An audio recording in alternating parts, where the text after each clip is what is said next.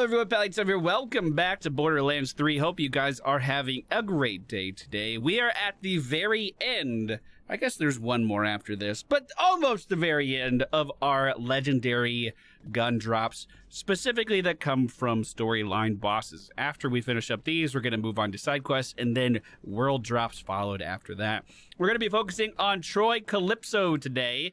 You should know him if you've been playing through the story.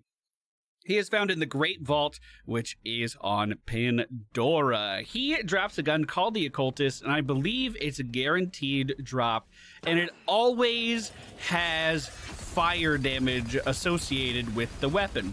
So the fight itself is kind of cool. It's bullet hell at the beginning. You have to avoid all of these projectiles, and I thought that was a really nice surprise. Differentiated him pretty well from other bosses in the game so far. Once you get through that first health bubble, he is going to become immune to damage for a short time, and then after a while, he'll come back out of his shell to explore the world. While all of this is going on, if this build looks interesting to you, throwing grenades constantly and hitting him in the face with a gun that doesn't seem to run out of ammunition, we do have a video for this build up on the channel about Mose's completely ridiculous splash damage. He has become immune to damage once again, and we can shoot these pillars on the sides of the room to make him unimmune to damage. And then he'll just kind of sit up there, and you can shoot him. He's not really moving. He's not really doing much of anything. He is completely susceptible to damage right now. He will drop back down on the middle of the platform, and the bullet hell begins again. This time, though, he has a new trick up his sleeve. Or I guess we didn't actually sit in the fight long enough to see it. After this, after this immunity phase, he will unlock another new ability, which is turning his giant sword into something that he can completely smash you with. Just sidestep that and you're going to be just fine. And that is the boss killed yet again. This guy drops a pretty good number of legendaries. Last time I killed him, he dropped 4. This time he dropped 2. Oh, it's not guaranteed. Okay, I've literally gotten it every single time except for this one. Well, luckily for us, I did a practice kill for this boss, and he already dropped his weapon. The double penetrating Occultist. This is a Torg pistol, so you can count on it dealing a little bit of splash damage. It has a pretty slow projectile, but you can see that the main projectile is followed by those other ones that kind of seek after it. The stats for this particular version of the gun that I got is 884 damage, 50% accuracy, 49% handling, a reload time of 2.5 seconds, a fire rate of 1.39 seconds, and a magazine size of 8.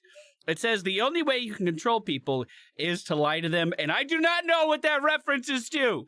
It also has a splash radius, because it's a Torg weapon, of 122. I believe you get another prefix to make that splash damage wider if you would like to. And this one consumes 2 ammo per shot. It does do 882 damage per second with its ignite, and has a relatively high chance of igniting with 20%. And of course, that incendiary damage once you do ignite someone is very effective versus flesh. So this should be pretty straightforward. This one should be really easy to test out and should fit into my gunner build really, really easily. So let's go shoot some stuff. So with our gunner build right now, we're getting a ton of bonus gun damage from all over the place. And we also have increased incendiary damage whenever we deal splash damage, and increased incendiary damage over here. This gun deals splash damage, so that extra fire damage should be proccing on the fire damage of the gun constantly, which should be pretty good. Our first enemy, the infected psycho. So it does have a pretty unforgiving travel time. That was a one-shot on Mayhem 3. Also, if you take a look at my grenade capacity, that did give us a grenade back as well, because the gun does splash damage. And the way this build works is whenever you deal splash damage, you have a chance of getting a grenade back. We also have a chance of getting some more ammunition added to our magazine. 23,000 damage on that impact there. 65,000 damage to the face of that guy. What does it mean when I have X grenades? I'm not too sure. Now, these guys obviously don't have shields, so it's looking pretty good here for a reason. They don't have anything to actually mitigate the incendiary damage. This person, on the other hand, is a little bit more durable because of those shielding. Because of that shielding. It's just completely annihilating these guys, honestly. Moving inside, like this guy with his badass shields and stuff, we're not going to do too much damage to him, but one grenade could easily strip his shields. Then we could try to apply this incendiary damage to him. Keep in mind, this is on Mayhem 3. Normally we did this testing on Mayhem 1, so these enemies are pretty tanky. I wonder how this gun would feel in the hands of a Siren, a character who focuses on dealing this elemental damage. I think it could be really, really good.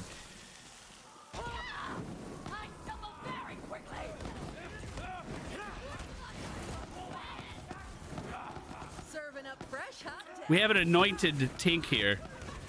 The projectile speed is making it a little bit hard to actually land shots on him, but he doesn't have any of the shielding that some of the enemies had here. Did you see that hit? That hit was half of his health bar alone.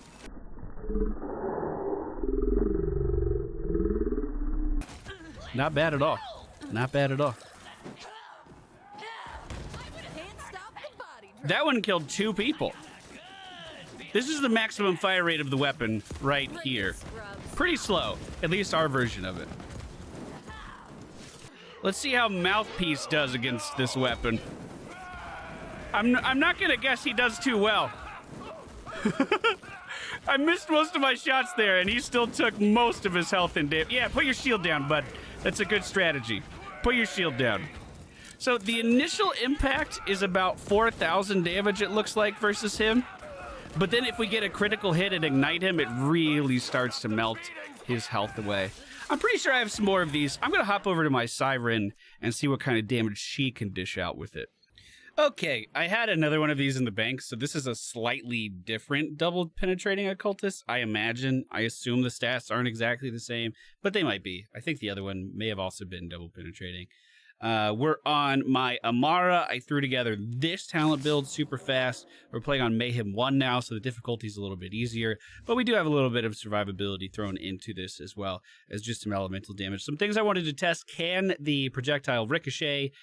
Because if it could, that would be very good. We're also running with the electric element, the shock element. So the issues we were running into before, where we couldn't get through someone's shields, should be completely gone on this character. We should get through the shields right away, and then they'll melt from the incendiary damage. That's what we're hoping.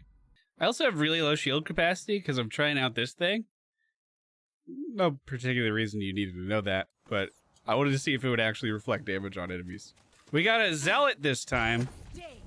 We'll go ahead and just lift him up and take our time with this one.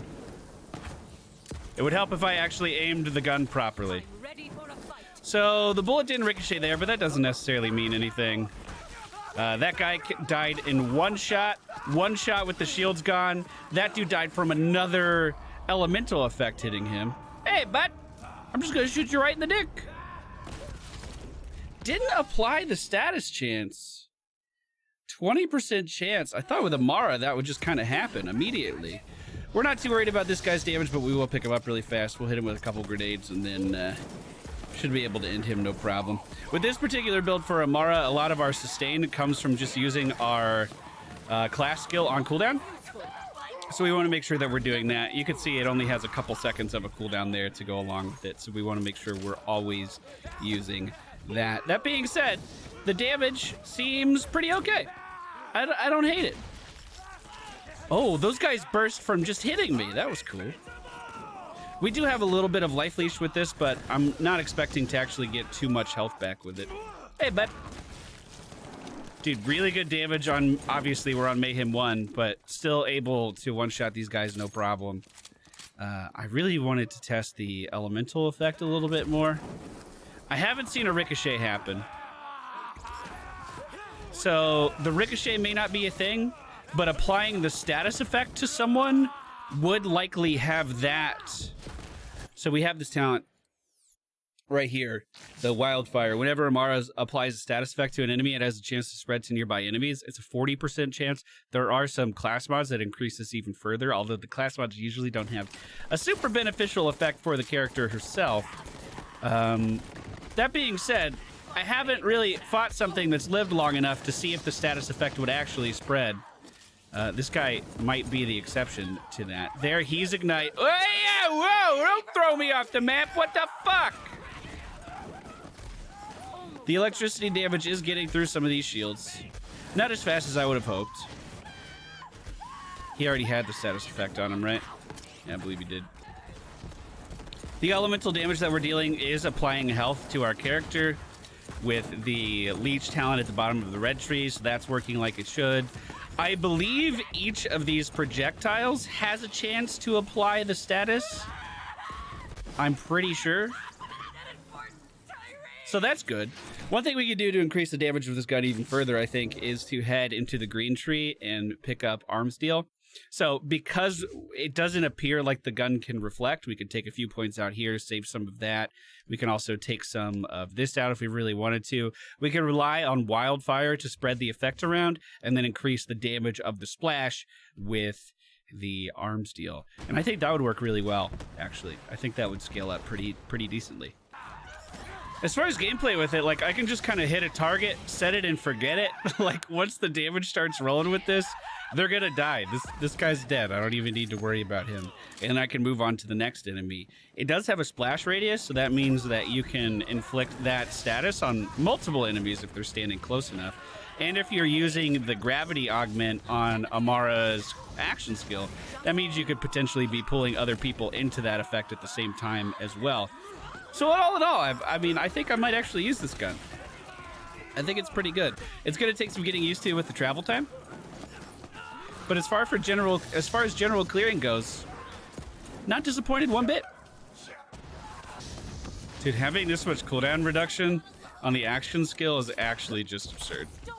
just whenever I feel like it, we'll just go ahead and pick someone up and then they'll be dead. We get damage reduction for like the next forever, and then we pick them up and do it again.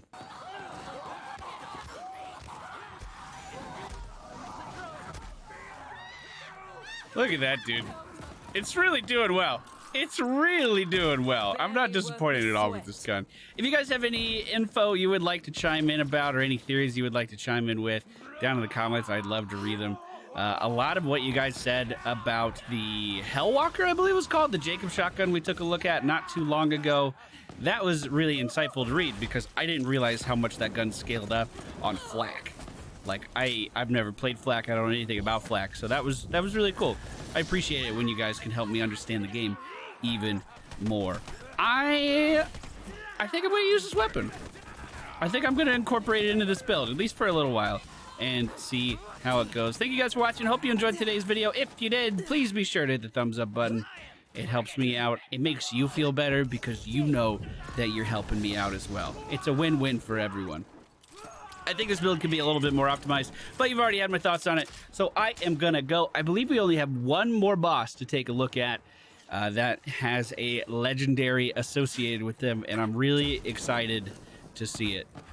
Look at that shot! Take care, everybody. Have a good day, a good night, a good afternoon, whatever it is. I hope it's good for you. Take care.